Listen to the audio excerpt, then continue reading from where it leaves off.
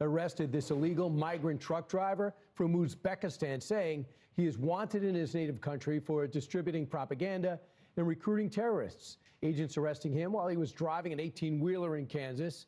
Pennsylvania issued him a commercial driver's license after the Biden administration let him in more than 2 years ago. Joining us now is Pennsylvania Congressman Brian Fitzpatrick.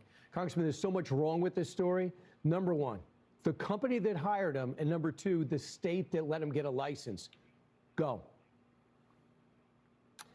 Yeah, well, this is Exhibit A, Brian, of the cascading effect of the catch and release policy that existed under the prior administration. So Bazarov was a 31-year-old Uzbeki national who was charged with multiple terrorism charges, not just being a terrorist himself, but training and recruiting terrorists. The Uzbeki nationals, the law enforcement did their job. They loaded the warrant up to a system called Interpol, which is an international clearinghouse for any warrants across the globe.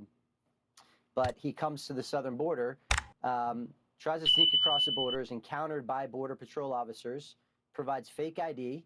So when they run it in against the system, he doesn't ping. And because the previous administration, the previous Trump administration's Remain in Mexico policy was converted under the Biden administration to a catch and release, rather than being sent south to wait for his hearing, he was sent into the United States. Of course, they never show up for their hearing.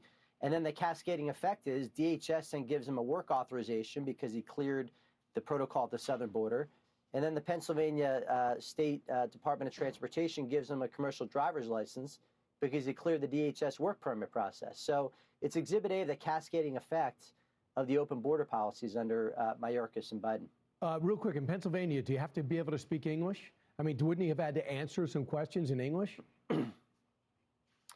No, the current protocol, Brian, is that if you can prove you're in the country legally, and that's what these people do, right? They gamed the system, the flawed system that exists under the Biden administration, to at least be granted temporary asylum status. So they, purportedly are going to show up for their hearing, which they never do.